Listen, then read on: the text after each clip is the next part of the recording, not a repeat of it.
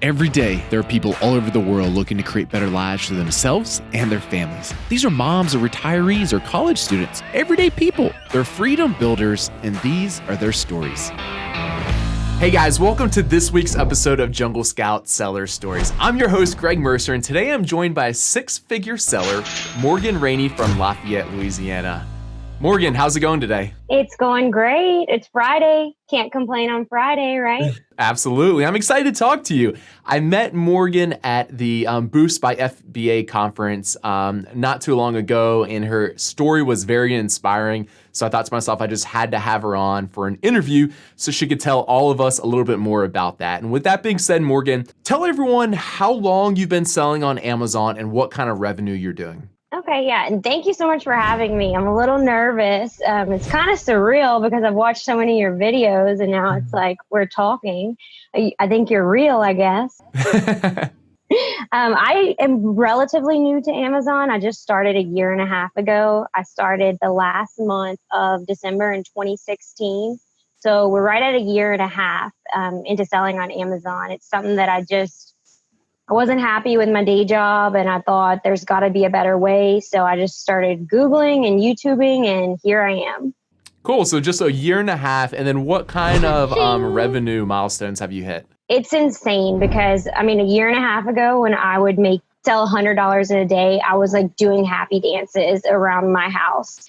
Last month was actually our best month ever. And we hit $72,000 in sales for the month of June. So every month we continue to increase, and every month, the last day of the month is the best day of my life over and over and over. So it's incredible. That's amazing. Congratulations for that. That is pretty inspiring after 1.5 years that you're able to do now $72,000 a month and growing quickly. So just think probably before long, you'll be doing over $100,000 a month. So I want to hear a lot more about, what types of things that you're selling and what types of tips that you have for everyone else so that they can have the same type of success of what you've had. But before we get to that, let's rewind a little bit, okay? So what were you doing before you got started on Amazon? That's a great question. I've kind of did everything in the right order, like your mom and dad tell you to do. Went to high school, went to college. I got a grown-up corporate job. I sold dumpsters, actually. I was in the sales industry for 6 years, and financially it fulfilled every need that I had, but emotionally, I hated my job. I hated every single day. My phone would start ringing at 7 a.m. It didn't stop ringing ever. And I was just like, there's got to be something better that we can do. I started selling on eBay just kind of on the side when I was 13 years old because I wanted to do something and my mom couldn't afford it. So we actually went to garage sales and we'd get people's leftovers for free. And then we just started selling those. So I kind of did that on the side. And then I started realizing, man, I don't really know what any of this stuff is worth. I really think people were buying my stuff off eBay and selling it on Amazon. That's how clueless I was. And so I just started doing research and I figured, why not work smarter instead of harder? And after I was like, I can't do this corporate job forever. There's no way. So for a year and a half, I did it. And I just left my job last month. So I'm now full time. Congratulations again. That's another huge milestone to quit the job to go full time with it. So I have to ask, all right, so I think a lot of people watching this right now were probably in a similar situation to you. Like they have a job that pays the bills and financially meets their needs, but a lot of people just don't like it, right? It's just these soul sucking jobs that they're just kind of not happy with. And it seems like the same was kind of true for you. But I think a lot of people are it's an overwhelming position to be in, and the internet can be really overwhelming, right? If you go to Google and search how to make money online or something, it's very just overwhelming, and there's tons of scams out there and you don't know what to do. How did you find out about the Amazon opportunity, and how did you know who to trust? You're right. If you're not careful, before you know it, you're in a pyramid scheme and selling things on Facebook to all your friends and family. So you have to be careful out there. What I did is it is overwhelming because there's a lot of information out there. So you really have to focus. I know that they have a lot of courses that you can take, and I've heard people have had amazing results. For me, I just taught myself everything. There are so many free resources out there. So I was thinking, what can I do full time? Like I wanted something that could supplement my income. And so I started just doing research and I started watching YouTube videos, and I saw people just like me. Like, they don't have anything that I don't have, as long as you just have a work ethic. And what I loved about Amazon is, I get asked the same questions over and over that probably every single Amazon seller gets asked. How do you find your product? How do you do it? The same questions over and over. And the great thing about selling on Amazon is, it's not that hard once you get the basic concept of it. It's kind of like selling on Amazon for Dummies. Follow these steps. Yes, the more work you put into it, the more success you're going to see, just like anything else in life. But I'm drinking the Amazon Kool-Aid because it changed my entire life. Today's Friday, but every day feels like Friday now. And it's incredible. That is incredible.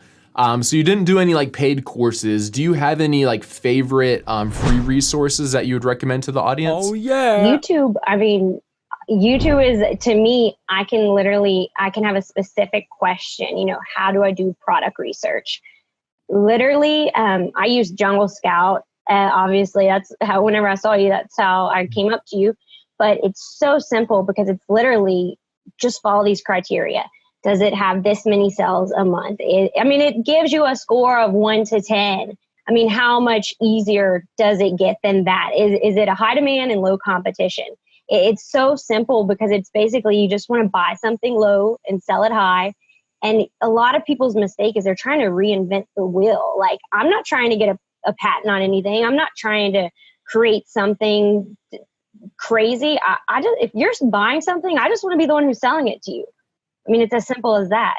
Awesome. I love it. I feel the same way. How much money did you have to start with? Because, like one of the downsides of this business, in my opinion, is like it's fairly capital intensive, right? It takes some cash to like place that first order and kind of get started. So how much money did you have to start with? Yeah, that's a great point. I think that's what holds a lot of people back. They're so scared of how much money do I have to invest in this? And I guess it really depends what route you're going. If you're going private label where you're making your own products, or if you're doing retail arbitrage, drop shipping. I've tried it all really. And how I started, I didn't have a lot of money to invest. I had money in my savings, but I wasn't going to touch that for this at that time. You really don't have to have a lot of money to start out. How I learned, I went to Goodwill and I would get 8 paperback books for $1. And that's how I just learned. I'm not saying you're going to make a ton of money doing that, but it's an awesome way to learn. And what's the most you can lose? Lose $10 on that. Actually, my first private label product, it was a paper product. I got it made here in the US for less than $200. It wasn't a huge success. Now I probably sell maybe 20 of those a month, but it was an awesome product to do that I got in less than a month. And it kind of just taught me, here's how you do keywords, here's how you do this. And I think it's great to learn with a product where you're not $5,000 in and worried, am I going to pay my mortgage or am I going to be stuck with 100 toiletry items or whatever you have? Cool. I like that. That's really good advice. So then what does like the makeup of your products look like now? Is it mostly private label products, or do you do the retail arbitrage, or like where are you sourcing these products from? We are still working a little bit harder than smarter. We do have 3 private label products. Eventually, I would say we're about 25% private label and then 75% wholesale. And we don't actually go to stores for retail arbitrage. We source most everything from like eBay, online, basically where we just have phone alerts. So we're looking for a specific item. And whenever it's available, basically we're just a middleman. They send it to us, we send it to Amazon. So it's not anything too complicated, but eventually, your private label, your profit margin is just so much stronger. And it takes the exact same amount of time to list. I'd rather sell 100 of one item than one item 100 different times. You know what I'm saying? So it just seems a lot smarter to go the private label way. And then you're not competing with other sellers and you're not having to worry about either pay a repricer or spend your whole time repricing. It's just so many different avenues that you can go into it. If you were to do it all over again and give advice to yourself 2 years ago, What are some pieces of advice that you'd give yourself then? There's advice that I got that I didn't take, like don't sell fragile products because you're like, oh, margins are this is sick. And then you're like, okay, well, if it's broken, your margins are kind of done. So I really wouldn't change anything I did, because even from doing the retail arbitrage at the beginning, I learned so many things that I wouldn't know for private label now. So I know a lot of people just jump in one way or the other, but a lot of people get hooked on the retail arbitrage, and it's hard for them to get away from that, because private label is more work up front, but in the end, you're not doing work daily. And it's like, what is your end result? Do you want to expand your business? Do you want to continue to grow? Do you want to stay where you're at? Do you want to open boxes every single day and list items, or do you want to travel the world? So you kind of just have to think about, where do you want to invest your time and where do you want your sales to be? So speaking of that, what are your goals now? It sounds like the business is doing really well. You know, you just dropped the travel the world bomb there. What kind of you're married, right? I have a boyfriend. Sorry. We're basically married. Okay. So what's kind of like the future for you, or you and your boyfriend? What kind of like aspirations do you have? Tell me a little bit about that. I mean, we have huge dreams. I mean, this was a huge dream. And when I just told you those numbers, I'm still flabbergasted myself. Like, who is that, me? We don't want to be, the point of leaving a normal 8 to 5 job is to have freedom, to not only be able to travel certain times of the year. So, I mean, eventually he's still working full time. If we get a couple more private label products in, we actually are trying to next year travel the world, travel the US for a year. And once we get the private label products, we're hoping that we both can be doing this full time. So, I mean, I was a slave to corporation just for my main concern was like healthcare, 401k. And you look at the money that you can make doing something else and not being miserable. And it just makes you wonder, man, I'm 28 and I'm glad I've left, but you see people who stay being miserable their whole life. And I mean, I just hope that most people, whenever you have dreams to do something else, quit questioning it. You know, just go for it. I kind of did things in the wrong order, because when I started, I didn't know what I was doing whatsoever. But I mean, I'm kind of figuring it out. I still have questions every single day. But if you don't ever start, then you're exactly where you were a year ago. Morgan, you should be an inspirational speaker. The hairs on my arms are standing up listening to you. I really love it. So with all that being said, though, there are, as you know now as an entrepreneur, there's a lot of hiccups and, you know, like road bumps along the way. Tell me a few of like the horror stories and like a little bit of like the darker side of being a small business owner and an entrepreneur. I mean, it's terrifying. I mean, leaving a full-time job, it's the scariest thing I ever did. I had typed up a 2 weeks notice letter, and I had it for 6 months before I actually gave it to my boss. And I just got to the point. I mean, it's very, very scary. We've had things happen to our listings. Like I mentioned, one of our private label products was a fragile product. And so I know a lot of people have had like listings removed for various reasons. And we had stuff arrive broken by the postal service. They claimed, it was damaged. And those are hard claims to fight. So we had like just placed our second order for this product. And then for a week, the week that I quit my job, our listing was down. So I was kind of like, oh God, what have I signed up for here? But we got it back up and everything was going well. It's just any hiccup is always a lesson to learn. Some things are out of your control. Absolutely. But I mean, if you didn't have challenges, then you would really never learn anything. What was going through your head though, like when that listing got shut down? Oh, I was freaking out. And I have no patience, zero patience. So you know how sometimes the customer service is, and my boyfriend's like, be nice, be nice. And I'm like, okay, this is my 20th call today and we're going to do something. Nothing ever gets done. I'm like 7 days. I even was at the point, I know it didn't go to the CEO, but I even sent an email. I actually sent an email to Jeff's email address and it was very polite. And I literally just put how much money Amazon was losing per day, having our listing down within 12 hours. It might've been a coincidence, but our listing was back up. So, but it was probably just a coincidence. What other kinds of horror stories do you have? Do you have any horror stories working with factories or other examples where you lost money? The worst thing that's ever happened is we've been able to break even on products that we had, which it's just like, man, why'd I do all that work just to break even? But I really think most of the problems I have, they were 100% my fault for either not doing the correct product research and picking a product that's wrong. A big mistake a lot of people make is you pick something that you like and you want. But now my products, I wouldn't buy a single one of them because I'm not selling to myself. I'm looking at what the market is buying. And that's a big mistake that a lot of people make. And just not having good listings, not taking the time to get the sales that you need. But usually it goes back to something that you've done wrong, which is fine because it's just another opportunity to learn how to do it right.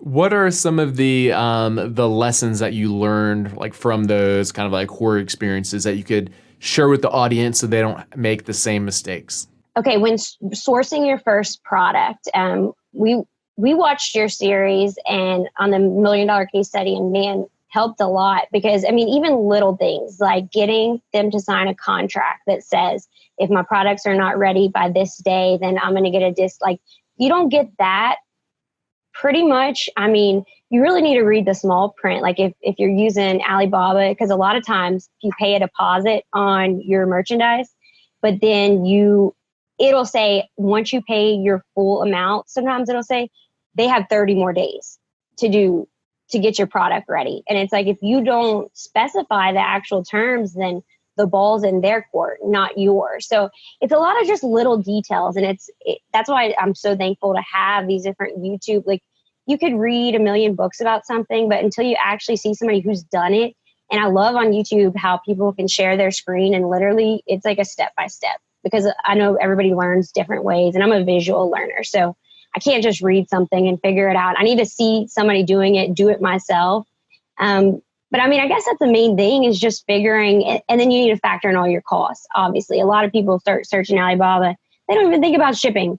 Like, it's not cheap to ship stuff. And then they don't think about the time. If you're doing by the sea, I mean, they're not going to get here anytime soon. So, and we ran out of our product, which is a blessing and a curse. I mean, we sold out, so that's great. But then we're 2 months behind on our order. So we're going to, like, all this work we did to rank, I know we'll be able to get it back, but it's just kind of like looking at the market, seeing how many you're selling, and make sure that if somebody's ready to buy a product, make sure you have it for them. I mean, it's as simple as that. Those are really good. Can you think of any other lessons that you've learned or like quick little tips that you could give people that would save them a lot of headaches? I guess what really helped me is how every month they'll release like the Amazon rank system per category. Okay, so we do our private label products are baby products, but we kind of dabble all over. I kind of have the same belief as you. We started wanting to stick to one niche, but then it was like when we did some products off that, they weren't selling so well. And I'm like, are we really that? I'm not married to this niche. Why not do something else? Our private label name is pretty open where it could kind of fit anything. So now you don't need to just be tied to one thing. That's for sure. I would definitely look what's selling. It doesn't all have to be baby products. And then another thing to learn is in the electronic category, it can be ranked number 300 in electronic, but electronics actually are broken down into subcategories. So that's something that I didn't learn until the hard way. So I'm thinking, 300, that's great. But then it's like 300 of like 20 subcategories. So nobody's even ever going to see it, So that's something that you just don't know until you do it. What do your friends and family think about you quitting your stable corporate job, selling stuff online? Give us a little insight into that. Well, they think I'm crazy. Honestly, they think I was nuts. And I mean, I had a friend that told us the only way you can get rich is to win the lottery. And I kind of was like, oh man, I need to get some new people in our life because but it's like everything else. At first they're like, why would you do that? You're crazy. And now they're like, well, how did you do that? How are you doing that? But it's just people who are scared of change. And I mean, just like a lot of people that sell on eBay, they're stuck to eBay. They're not even open to Amazon. And I mean, they're losing so much money that they could be making just not by being open. I mean, you might think, oh, you have to work this job forever. And if you are open to something else, you have no idea what else is out there. I had a really good paying job. It was nothing financially that was wrong. But I mean, I've already made $40,000 more this year and the year's only halfway over. So, I mean, leaving my job is honestly and devoting 100% of my time to the Amazon business. It's the best decision I've made. That's awesome. Do you have any, again, so I'm thinking about our listeners, there's probably a lot of them kind of like in the same shoes as you. They've started to have some success on Amazon. They're not quite sure, they like how they have like the benefits and the 401k like you spoke about. Do you have any tips or advice for them? I mean, just do it. I mean, what we did is this for our first year and a half, actually, we didn't pay ourselves a penny. So every single penny that we made, we opened up our business account and we just reinvested in our business. We set up payroll last week, but I still haven't been paid yet. So, but I think it's really smart until you fully think that you can support yourself. I mean, when you're still learning, I say stay at your job, but don't get stuck there whatsoever, because it's an awesome thing to learn while you still have a paycheck coming in. But don't get so attached to that paycheck that you're scared to follow your dreams to something that, I mean, look at what you've done and so many people, they have created, it's like a whole nother industry just of services you can offer to Amazon sellers. So Amazon is kind of like a launching pad. There's so many, once you figure it out, it's not the end result. There's so many more things you can do after that. And I was so worried about health insurance, 401k. And now I kind of laugh when I think about it. I was like, I stayed miserable 50 hours a week for that. Like, what? Now it's comical, but at the time it was like, how can I give this up? And I know a lot of people are in that boat. I've even heard people say, oh, if I just stay here 10 more years, I'll have these awesome benefits when I retire. And I'm like, well, that's 10 more years of being miserable. Like, really? You're thinking with all the extra money you've made that you could easily just set up like buy your own health insurance and easily invest more money, right? Exactly. And I think you brought up another really good point there. And people always ask me, they're like, well, how much longer do you think like this is going to be a good opportunity? And I think a lot of people are in the mindset of like, like whatever I do, I need to be doing the exact same thing 10 years from now.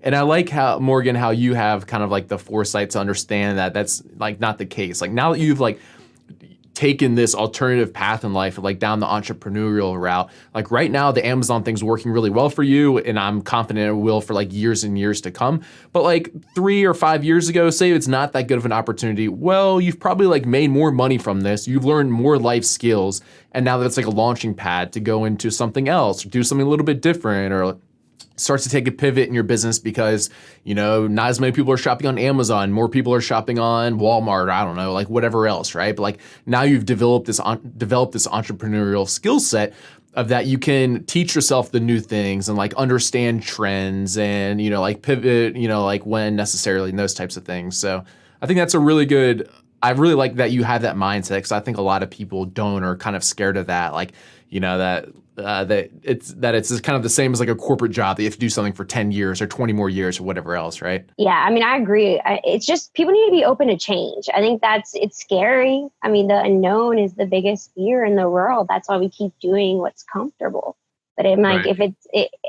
I want to travel the world. I want to experience things. I don't want to just only say, oh, sorry, can't do this, have to go to work, have to do this, have to be miserable. So it's like, what do you want out of your life at the end of the day? That's what you have to ask yourself. So have you set goals for yourself and your business for like this year or into the future? Absolutely. I mean, I've been in sales for corporate for 6 years. So I still have that corporate in my head. Like, you did this much last month, you have to do this much the next month. I mean, it's like it never leaves you ever. I mean, right now we're on track, which is insane, but we're on track to do $750,000 in sales. And I mean, my boyfriend helps me some, but he still works full time. So I'm like, I've never had a virtual assistant. I've never had anything like that. So I'm like, we're like a 1.5 person team doing these insane numbers. So a lot of times people think, oh, I don't have the money to invest.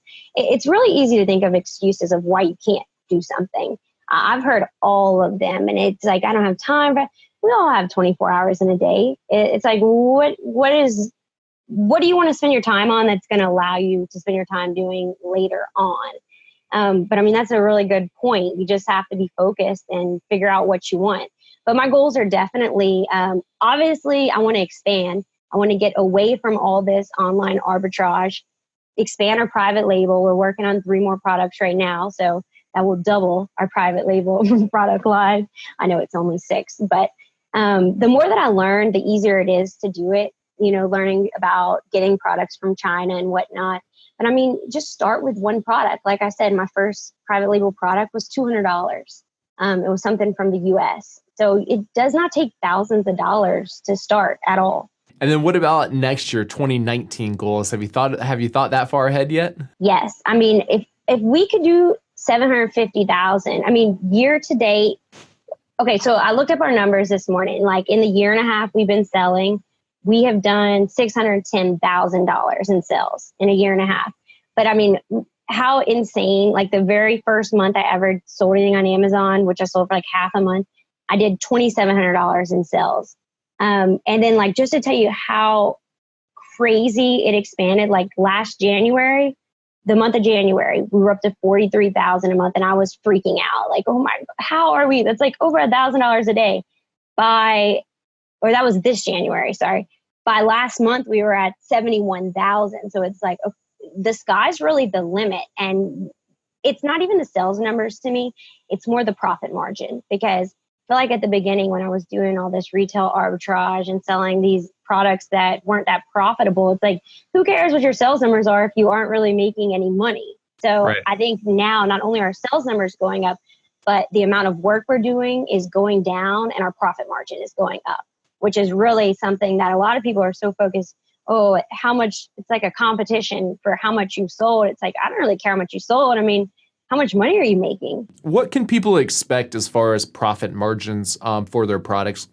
What's realistic? It's hard to explain because, every category is going to be different. And you have to factor in your costs, Amazon fees and whatnot. I go by the rule, which with private label, it's a little different, is whatever I pay for something, I normally need to sell that for 3 times what I paid.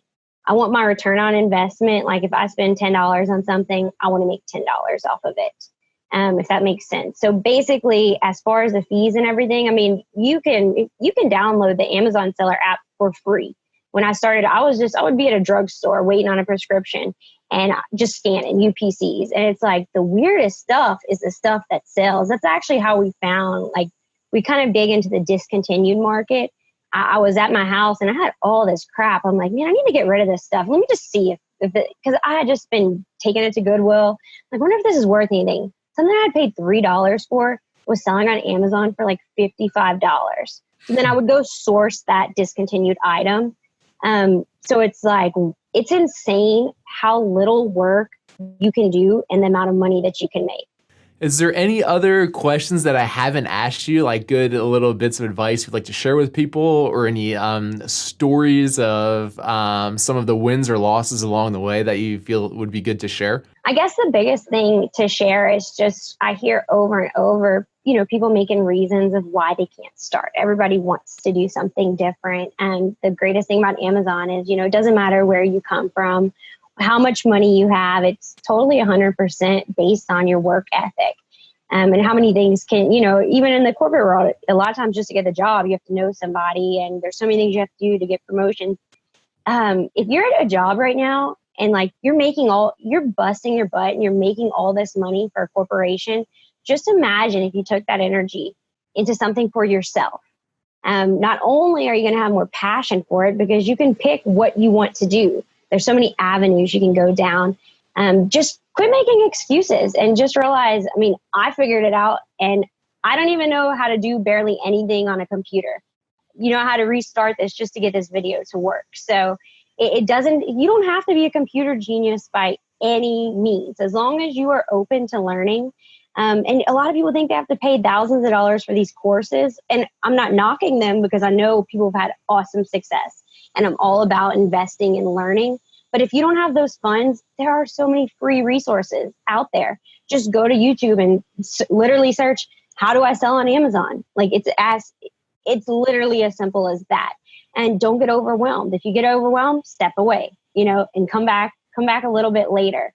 But just don't doubt yourself. Don't doubt what's possible and what you can accomplish if you just put your mind to something and quit making excuses. With that being said, Morgan, we'll go ahead and wrap up the interview, because I think that was a fantastic bit of advice to end on.